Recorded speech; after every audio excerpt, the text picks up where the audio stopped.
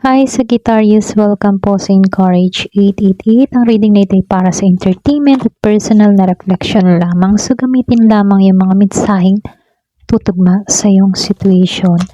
So ngayon titingnan natin kung ano ba yung paparating sa buhay mo na hindi mo inaasahan. Give me the message for Sagittarius. Ano ba yung paparating sa buhay mo? Lumabas si Perfect Key. Meron ka ditong morning dew, girl. New direction. Listen. Then, home in the sky. Give me the message for Sagittarius. Ano yung paparating sa buhay mo na hindi mo naman inaasahan?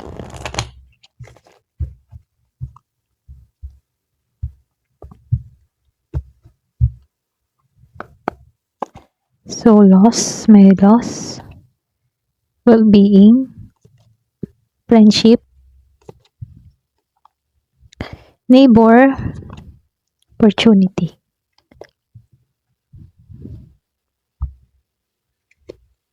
Give me the message for Sagittarius. Ano yung paparating sa buhay mo na hindi mo inaasahan? Excuse me po. Eight of Cups, the Moon, Knight of Wands, Justice, at si Knight of Cups. So, dito, lumabas ito, at ito. Kung titingnan dito, no, pwedeng yung iba sa inyo, meron ditong bigla ang lalabas, okay? Parang isang bagay na matagal mo nang hindi alam kung paano aayusin dito sa Perfect Key, okay? Pero nakikitaan ko dito, meron ng solusyon na paparating, okay? Yung iba sa inyo, no, para bang nagising ka sa mas malinaw at kung saan ka dapat pupunta, okay? Dito sa morning dew, okay? So, nakikitaan ko dito, meron ditong papasok dito na bagong direksyon. Kumbaga, ito yung pinakamalakas dito. Pwedeng iba sa inyo, meron ditong pagbabago. Okay? Like, pagbabago sa path or pwede rin sabihin na may pagbabago kang gagawin sa mga decision mo or pwede rin opportunity to na hindi mo inaasahan. Para bang meron bagong direksyon. Yung iba sa inyo, pwedeng travel to or pwede rin meron kang aalisan. Okay? Kumbaga, patungo ka sa bagong simula na kung saan may magandang direksyon. So, dito, no, lumabas itong listen and home in the sky. Kumbaga dito sa listen, yung bang tipo na, meron kasi ditong mensahe na parang kailangan mong pakinggan, okay? Pwedeng isang payo ng isang tao or pwede rin sundin mo yung intuition mo dito or isang conversation na magbibigay sa'yo ng realization. Pagdating naman dito, no, yung suggest lang dito, may mga bagay kang pinapangarap na magkakaroon ng stability at unti-unti itong magiging posible. Okay? Yung iba sa'yo, pwede meron kang hinihiling, meron kang gustong mangyari, or pwede rin meron kang gustong makamit. Okay? So, yung nakikita ko dito, meron ka ditong opportunity na paparating. Okay? So, dito sa loss and well-being, kumbaga dito, no, pwedeng yung iba sa inyo, may isang pagkawala or pagbitaw dito na pwedeng magiging blessing in disguise para sa'yo, no? Hindi ito necessarily, kaya lang, meron ditong literal na pagbabago, okay? Kumbaga yung loss, hindi naman to kinakailangan na pagkawala ng isang tao, no? Pwedeng pagbabago to, or pwede rin, meron kang aalisan dito, like, mga old situation, mga attachment, or pwede ring trabaho. Yung iba sa inyo, pwedeng meron ka ditong habit din na tatanggalan. Para bang meron kang tatanggalan dito, okay? So, nakikita ko dito, meron kang bibitawan Okay? Para bang bibitawan mo to dahil mas pipiliin mo na dito yung well-being mo. Pwede nga ba sa inyo nakaranas ka dito ng pagkawala or pwede rin naranasan mo na hindi ka bigyan ng halaga. Okay? Kaya dito para bang sa well-being, para bang natututo ka na dito na kailangan kong hanapin yung mas maganda. Like kailangan mong hanapin yung iyong kapayapaan, or pwede rin yung iba sa inyo magtutuon ka sa iyong well-being, okay? Sa iyong kalusugan, sa iyong kapayapaan, para bang mas magtutuon ka sa sarili mong paglago. Yung iba sa inyo, no? Kasi meron akong nakikitang nakaranas ng pagkawala. Okay? So, dito, no, lumabas itong may word and friendship. Kumbaga dito, unexpected to. Pwedeng isang connection mula sa social circle, or pwede rin may mga taong malapit sa'yo, malapit sa iyong buhay, okay? Pwedeng ito isang kaibigan, kakilala, or kapitbahay, or pwede rin taong madalas mong makikita. May possibility dito na may isang tao na para bang mag-o-open ng opportunity, or pwede rin magbibigay sa iyo ng information. Kaya dito, no, nakikitaan ko dito na yung iba sa inyo, pwedeng ito yung bagong simula, okay?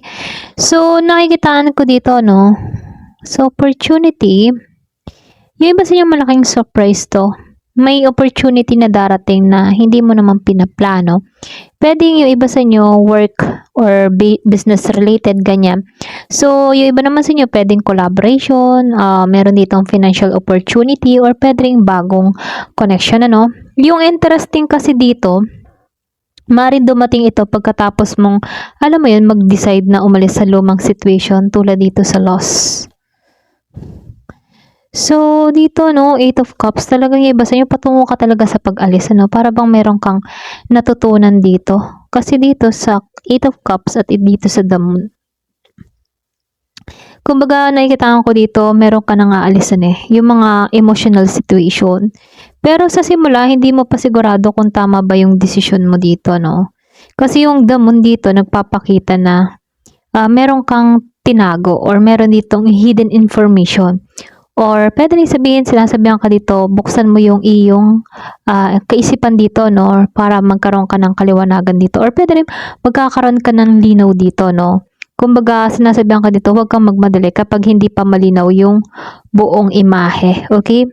Yung iba sa inyo, pwedeng meron kang pagpapasya, or pwede rin nag-iisip ka dito na, kailangan ko ba tong alisan? Okay, pwedeng meron ka dito nga alisan isang tao, or sitwasyon, or pwede ring trabaho.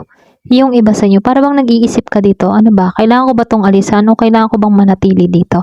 Para bang nag-iisip ka dito.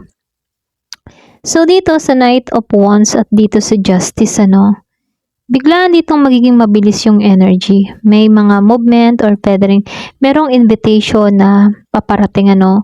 Yung iba sa inyo, pwedeng travel, okay? Travel yung biglang dumating sa'yo, okay? So, nakikita ko dito, meron ditong taong very, ano siya, yung bang tipong energetic, passionate, na maaaring pumasok sa buhay mo. Hindi naman ito slow burn energy, ano. Kumbaga, parang biglang, uy, parang sino kaya to? Bakit ganun? Bakit ngayon ko lang to naramdaman? Parang ganun. Para bang unexpected na meron kang maramdaman dito sa taong ito. Pwede nga iba sa inyo meron pumasok sa buhay mo na Aries, Leo, or Sagittarius. So, dito, no, kailangan mong pumili dito ng tama. May mga bagay na parang palagay mo hindi naging patas sa'yo. Meron dito na kailangan ng ayusin, ano. So, nakikita ko dito, meron ditong konting, agreement or contract. Yung iba sa inyo, meron ka ditong sitwasyon na kailangang ayusin dito sa Justice, ano. Kumbaga, yung iba sa inyo, para bang uunahin mo nang ayusin dito yung iyong sarili. Yung iba para bang nitong mga nagdaang araw parang hindi ka balanse. Pakiramdam mo parang hindi naging patas sa iyong lahat. So, yung iba sa'yo pwedeng nag-iisip-isip ka dito na kailangan ko nang ayusin. Ayusin yung sarili ko. Okay? Kasi dito sa loss and well-being, parang nawala ka Okay? Pero ngayon, para bang gusto mong maging masaya. So, dito sa Knight of Cups, meron ditong ending Kumbaga, mayroon ditong offer na paparating, sincere approach yung paparating. Maring ito'y romantic, pero hindi lang romance ang posible, no? Pwede ring, alam mo yun, yung bang tipo na merong taong lumapit sa'yo, or pwede ring mag-apology, or may proposal, pwedeng collaboration din. So, nakikita ko dito isang taong lalapit ng maayos yung intention sa'yo. Okay? Yung iba sa yung water sign to, Scorpio, Cancer, or Pisces. Okay? So, nakikita ko dito, no, yung tip mong akala mo, yung wala nang bagong direksyon na paparating. Pero dito sa reading na to, nagsasabi na may opportunity na mismo na yung lalapit sa'yo. Okay? Yung tipong akala mo wala nang pag-asa, pero meron pa pala. Okay?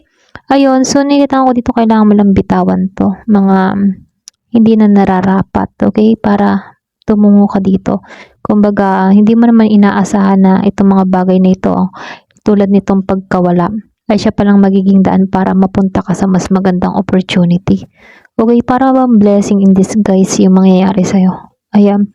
So, ito lamang po. Thank you for watching. Love and peace.